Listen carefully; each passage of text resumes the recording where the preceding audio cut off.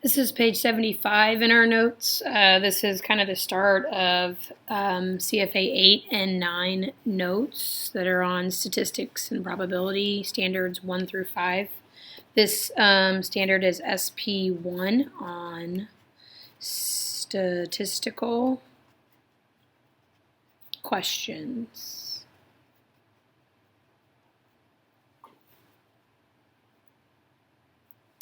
What is a statistical question? What makes it statistical? It has to have more than 2 answers. So a statistical question, and I'm abbreviating here, statistical question has to have more than 2 answers.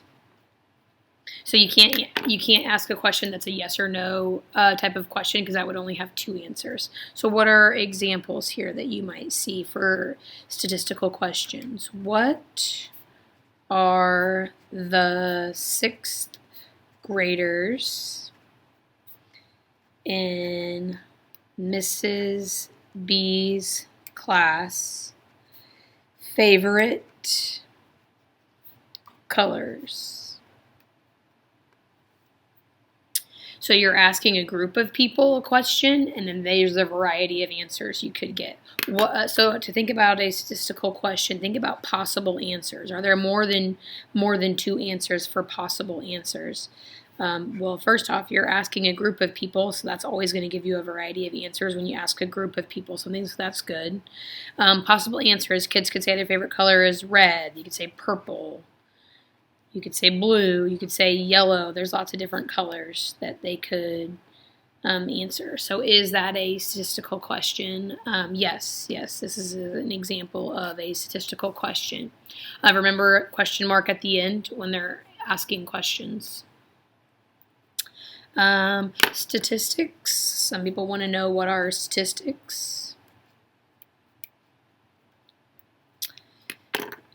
I'm going to write down what statistics are.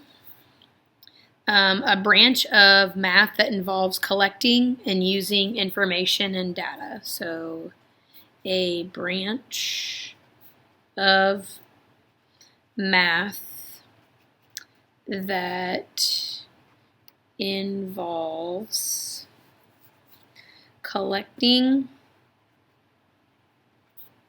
and using information, so I'll call it info or data.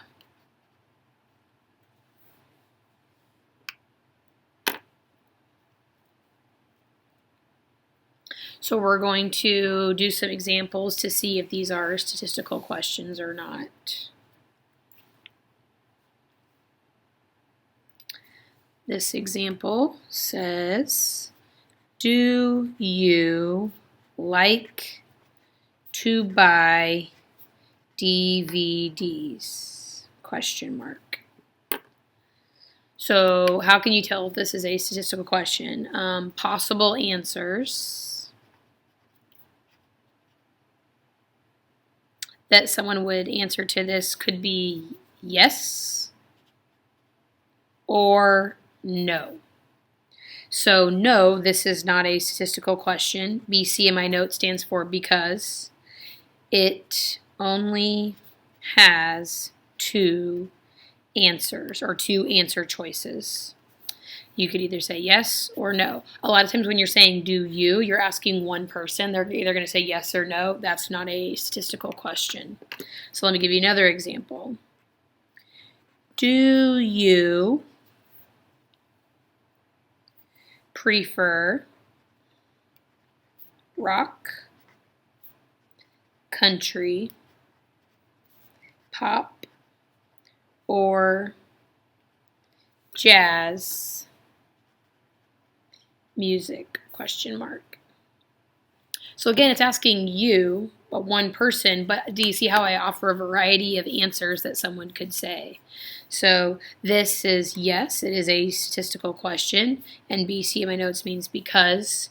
What types of answers could they answer? They could answer rock, country, pop, jazz. There's 4 answers they could. So we call this, it has a variety of answers because it has a variety of answers. And so the word variety is important. So I want to double underline that. And we're going to draw a line in our notes. And we're going to talk about variety.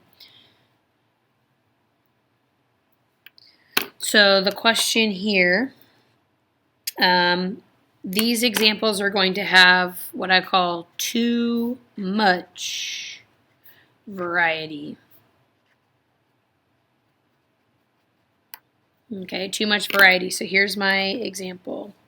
What does each 6th grader like best about summer?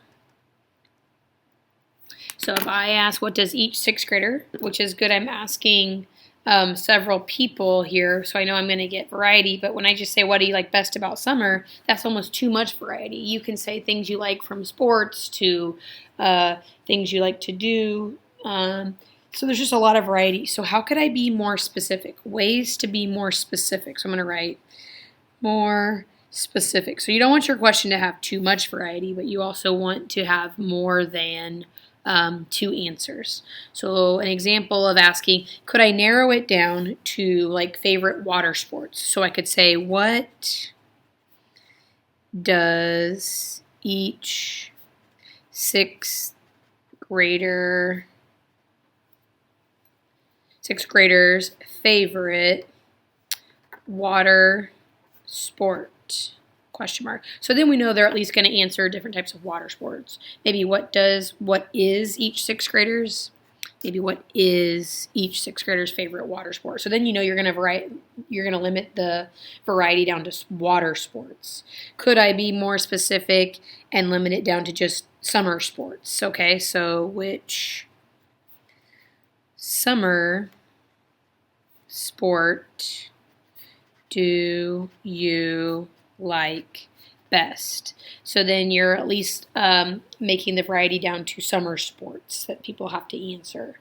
Another one that could be a little more specific, you could just say, what is your favorite? And then you could list several things. So that means the people have to answer one of those examples. So you could just say, which is your favorite, I'm going to abbreviate favorite, out of these sports, and then make them choose. Baseball, soccer, b-ball, football. So then you're at least making people choose between these 4 answers. And if you give more than 2, then you're going to have a variety that makes it statistical, but not having too much variety. And that's important because they're going to have an example of they're going to have something called variability in the data. So you want to make sure you have that it varies. So statistical questions need more than 2 answers, but need to be specific enough so there aren't too many possible solutions or answers. I guess you could say solutions or answers. So statistical questions, they need more than 2 answers, but specific enough that you're not going to get 14 or 15 different answers. Because think about it, if you were collecting information and going to graph it, you don't want to have to graph 26 different answers, but you also need more than 2. So we're going to do another example to practice statistical questions looking at graphs and stuff.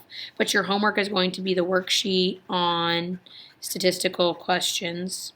You will need to answer yes or no, like are they statistical or not? And then if they are no, you will rewrite it So it is, rewrite it, so it is a statistical question.